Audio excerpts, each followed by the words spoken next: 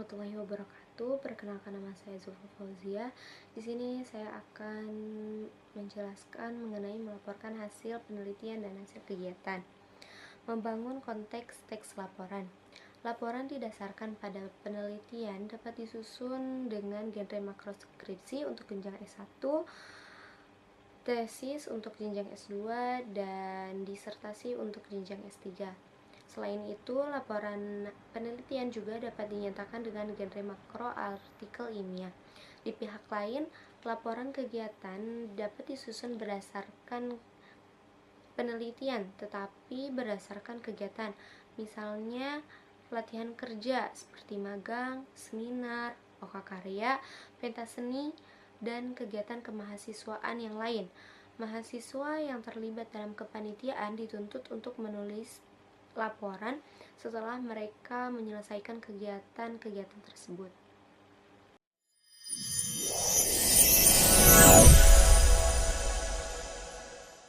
D3, mahasiswa dituntut untuk menulis tugas akhir TA sebagai syarat kelulusan. TA tidak didasarkan pada penelitian, tetapi didasarkan pada kegiatan studi yang pada umumnya berupa latihan kerja.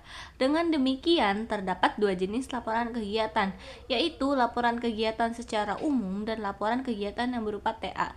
Namun demikian, perlu dicatat bahwa di lembaga pendidikan tertentu, skripsi juga sering disebut TA, yang tentu saja didasarkan pada penelitian. Tetapi pada buku ini, TA dianggap sebagai laporan kegiatan non-penelitian. Perlu dicatat pula bahwa pada perguruan tinggi tertentu, mahasiswa S1 dituntut untuk menempuh mata kuliah magang, yaitu kegiatan lapangan selama 1-3 bulan untuk memperoleh pengalaman kerja di instansi tertentu sebagai sarana untuk menerapkan pengetahuan yang didapat di bangku kuliah. Untuk mengakhiri kegiatan tersebut, mahasiswa juga diharuskan menyusun laporan kegiatan yang disebut laporan magang. Yang berikutnya yaitu menelusuri model dan menganalisis teks laporan. Melaporkan hasil penelitian atau hasil kegiatan termasuk pengelolaan dan analisis data dalam bentuk tulisan yang berterima tidaklah mudah. Sering sekali penelitian atau pelaksana kegiatan mengabaikan pentingnya penulisan laporan, baik dari segi pembahasan maupun dari segi ketepatan waktu pelaporan.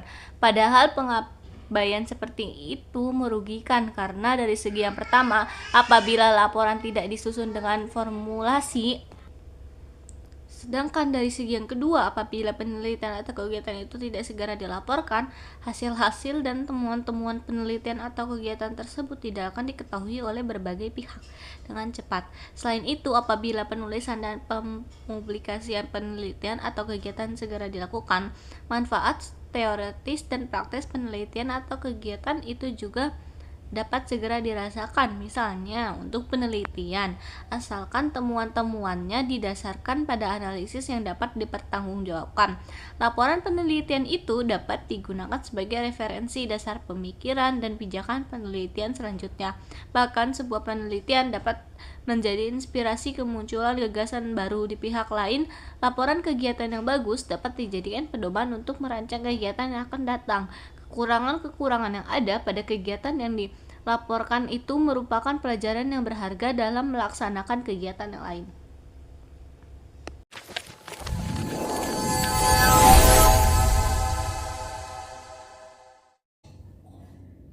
Selanjutnya ialah A. Menelusuri model teks laporan penelitian.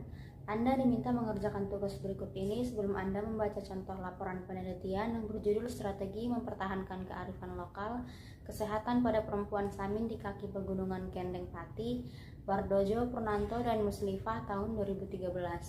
Sambil Anda membaca, amatilah setiap tahapan atau bab dan subtahapan atau subbab yang ada, serta pertanyakanlah apakah tata organisasi bab-bab pada laporan penelitian itu sama dengan susunan tahapan-tahapan yang membentuk struktur teks laporan tersebut. Strategi mempertahankan kearifan lokal kesehatan pada perempuan Samin di kaki pegunungan Kendeng Pati. Waskito Widiwardojo, Dwi Purnanto, Siti Muslifah. Abstrak. Masalah utama penelitian ini adalah kesehatan perempuan yang berhubungan dengan keberlangsungan hidup di lingkungan budaya masyarakat Samin di pegunungan Kendeng Pati. Penelitian ini bertujuan untuk mendalami strategi para perempuan Samin dalam mempertahankan kearifan lokal terkait dengan daur hidup kesehatan perempuan.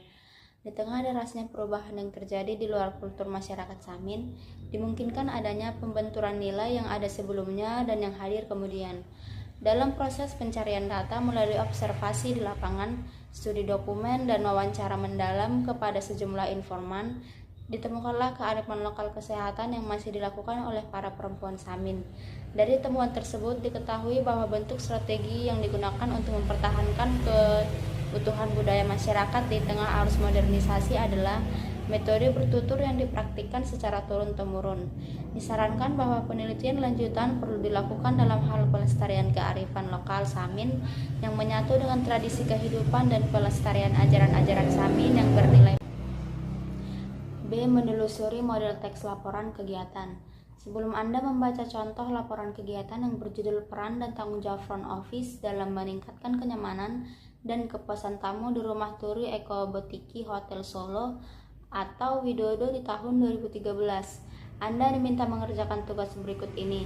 Sambil Anda membaca, amatilah setiap bab dan subbab yang ada, serta pertanyakanlah apakah susunan bab-bab pada laporan kegiatan itu sama dengan susunan tahapan-tahapan yang membentuk struktur teks laporan tersebut.